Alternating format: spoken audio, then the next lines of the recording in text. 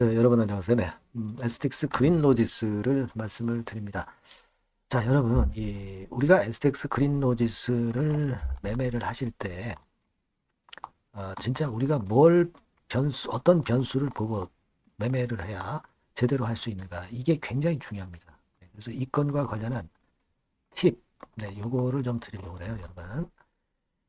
그 부분 오늘 말씀을 드리도록 하겠습니다. 네, 그리고 영상 후반부에는 그린 로지스 이외에 여러분들이 매집할 수 있는 매집주를 하나 말씀을 드릴 거니까 말씀 잘 듣고 꼭 대박 내시기 바랍니다. 자, 그럼 그린 로지스 바로 말씀드리는데요. 구독, 좋아요, 알림 설정 대단히 감사합니다. 앞으로도 많은 성원 부탁드립니다.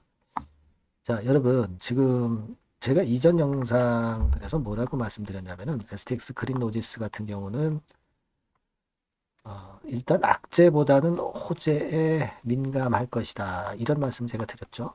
역시 흔들었다가 다시 튀어 올라오는 모습을 보여주고 있지 않습니까? 그렇습니다. 그러니까 지금 STX 그린 로지스 같은 경우는 그동안에 상당히 어려운 행보를 보였고 낙폭이 컸던 부분이기 때문에 이제는 호재에 민감할 가능성이 있겠다.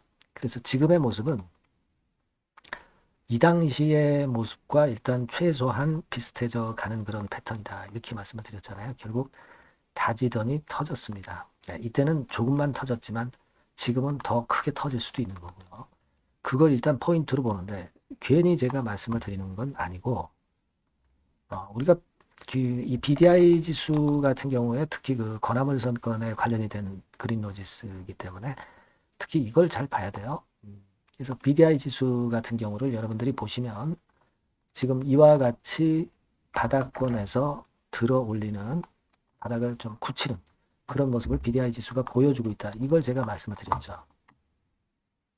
그리고 SCFI라고 상하이 컨테이너 지수는 사실 조금은 이제 다르게 작용이 돼요. 그래서 상하이 컨테이너 지수는 약간 밀리긴 했습니다만은 자, 이 컨테이너권보다는 이제 BDI 지수에 민감하다라고 보셔야 되고요. 그리고 또 가장 중요한 걸 말씀을 드리고자 한다면 유조선건이나 벌크선하고 관련이 된 것이기 때문에 그린로지스는 과거에 그죠? 유조선 지수 이게 그 WS 지수라고 하거든요. 이것도 여러분들이 살펴보셔야 되는데 이 WS 지수 같은 경우도 지금 이제 가만히 보시면은요. WS 지수도 예전에 12월 27일 대비해서 꽤 올라왔죠. 48까지 올라왔어요. 자, 이런 부분들을 여러분들이 꼭 눈여겨보셔야 된단 말이에요. 이런 게 아주 중요해요. 자, 그리고 또 하나는 이 유조선 미국의 그 유조선 관련주, 유조선 운임 관련주, 뭐 요런 것들을 잘 봐야 돼요. 이를테면 지금 그쪽하고 관련이 된 게 요 종목들입니다. DHT 홀딩스. 여기서 보시면 아시겠지만 최근에 굉장히 가파르죠. 그죠? 네. 자, 요거 좀 생각을 해볼 필요가 있습니다. 미국 유조선 관련주들이에요. DHT 홀딩스고 스콜피오 탱크스도 마찬가지예요. 마찬가지로 바닥권에서 올라오는 모습 보여주고 있죠. 네. 그리고 TK 탱크스 네, 이런 종목도 마찬가지입니다. 지금 이게 지금 미국의 유조선 관련주들이라고 볼 수가 있겠고요. 노르딕 아메리칸 탱크 네, 이것도 마찬가지예요. 밑바닥에서 한 20% 정도 올라왔잖아요. 이런 것들도 우리가 참조를 할 수 있다. 이런 얘기죠. 그러니까 지금 그린로지스는 밑에서부터 얼마 올라오지도 않은 상황이고 바닥에서 자꾸 그 튀어 오르려 하는 모습을 보여주고 있죠. 거래도 확실하게 동반이 되고 있고. 그리고 이게 여러분 그 외인들 매매에 휘둘릴 필요가 없다고 말씀드렸어요. 외인들 지분이 거의 없단 말이에요. 외인들 지분이 거의 없습니다, 여러분. 여기서 확인해 보시다시피 0.62%만 갖고 있어요. 큰 손이 주도가 돼서 움직이는 거다 이런 얘기예요. 네, 그렇습니다. 그래서 여러분들은 어쨌거나 저와 함께 이런 변수들을 체킹을 가면서 그린 로지스의 베스트 타점, 네, 이걸 좀 잘 찾아가야 될 것 같고요. 그리고 만일 흔든다면 그때 여러분들이 진짜 비중을 줄여야 되는 건지 아니면 그걸 참고 가야 되는 건지 이런 부분들도 시시각각으로 이제 변수에 따라서 변하거든요. 그러니까 이 부분들을 제가 여러분들에게 도움을 좀 꼭 드릴 겁니다.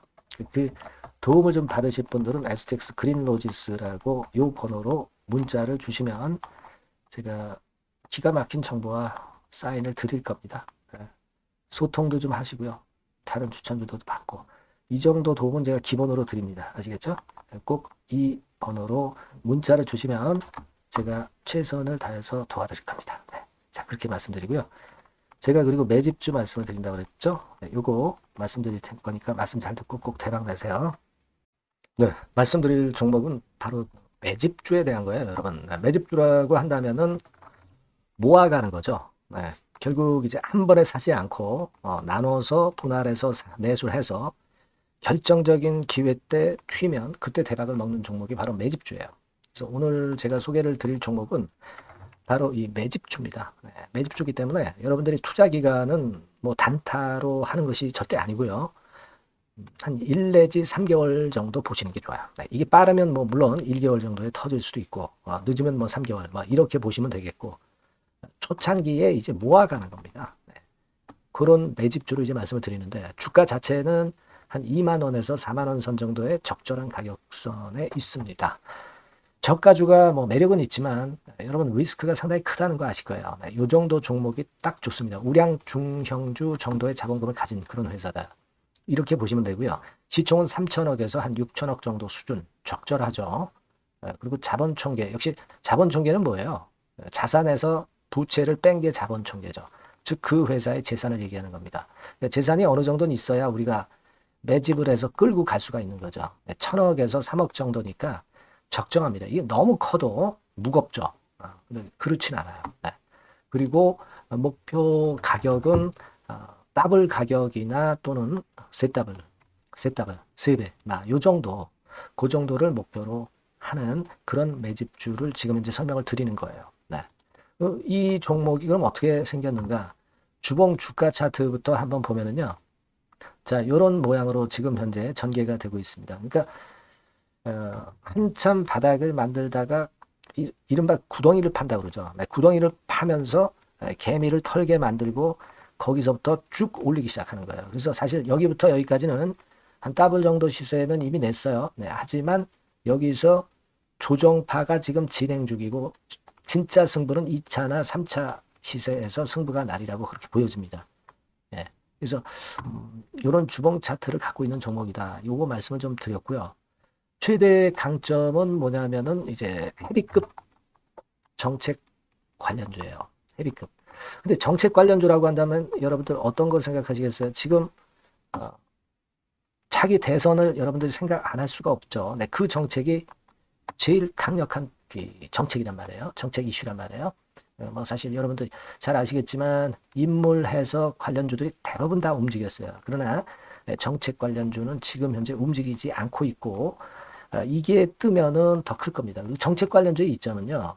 인물 테마의 강도가 죽으면 바로 제자리 가지만 정책 관련주는 절대 그렇지 않습니다. 조정을 받아도 큰 폭으로 아주 급등하지 않은 이상은 자기 자리를 잘 사수를 해요. 그러니까 좀 방어적인 이점도 있는 가운데 큰 시세를 기대해 보는 거예요. 요건과 관련된 헤비급 정책 관련주 대장이라고 저는 말씀을 좀 드리고 싶어요. 그겁니다. 그러니까 최근 시장 어렵잖아요. 최근 시장에 휘둘리지 않아야 될 거 아닙니까? 그런 종목을 제가 요 정책 관련주 중에서 선택을 했고요. 아까 우리가 본 대로 재무 실적이 역시 안정적이라는 거, 이 부분인데요. 여러분들께 이제 그림을 하나 보여드리면, 표를 하나 보여드리면, 연간 실적 같은 경우가 계속 영업이 꾸준히 잘 나고 있어요. 그러니까 보통 이제 테마주 그러면 실적도 형편없는데 주가만 위쪽으로 크게 올리기 때문에 그 후유증이 엄청 크잖아요.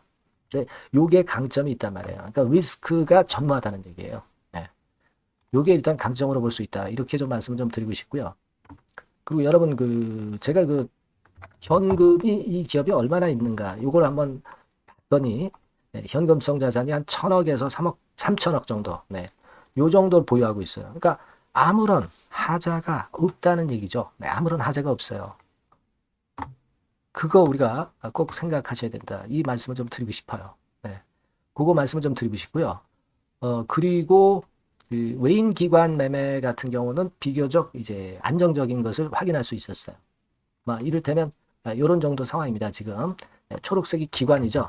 그리고 빨간색이 외인, 파란색이 개인입니다. 이 외인 기관 매매의 영향은 좀 덜 받아요. 그래서 외인이 사거나 팔거나 기관이 사거나 팔거나 그렇게 크게 영향을 안 받습니다. 이 외인 기관 매매는 우리가 중점 변수로 보지 않으셔도 되는데 그렇다 하더라도 외인 기관 매매가 상당히 안정적이라는 걸 확인할 수 있고요. 특히 최근에 기관이 순매수 강도가 엄청 셉니다. 요거는 나쁘지 않은 거죠. 외인 기관 매매는 너무 신경을 안 쓰시되 지금 현재 동향도 괜찮다 이거예요. 그겁니다, 여러분. 아시겠죠? 그러니까 요 종목은 아까 말씀드렸던 대로 이제 매집주입니다. 매집주는 살살 모아가면서 결정적인 기회에 대박을 터뜨리는 전략이 유효한 종목이고, 그래서 이 매집주를 여러분들께 소개를 드리는 거예요. 그 의도를 충분히 여러분들이 좀 이해를 하시고, 제가 이 종목 딱 드리고 그냥 끝나는 게 아니라 비중을 얼만큼 모아가고 어느 타임에 들어가라 마라. 그리고 어느 정도 시세가 났을 때 여기서는 비중을 어느 정도 떠는 게 좋겠다. 이런 세부적인 전략까지 말씀을 드릴 거예요. 시장이 혼잡할 때 돌파구가 될 수 있는 종목이고 가장 베스트 수혜받을 섹터 공략하는 것이 지금 시장에 맞습니다. 실패 시에 타격이 작아야죠. 재무실적 안정주에서 선택을 해야지 엉뚱한 데서 우리가 쪽박을 당해서는 안 되죠. 그겁니다. 타점과 비중 전략을 정확히 드릴 거고요. 모아서 크게 터뜨리기 좋은 베스트 종목이라고 저는 자신합니다. 여러분께서는요, 이 번호로 매집주 이렇게 문자 주시면 제가 자세하게 그리고 확실하게 케어를 하면서 끌고 갈 말씀을 드리도록 하겠습니다. 여러분들 꼭 참여하셔서 대박 내시기 바랍니다. 매집주라고 문자를 주세요. 아시겠죠? 여러분 감사합니다.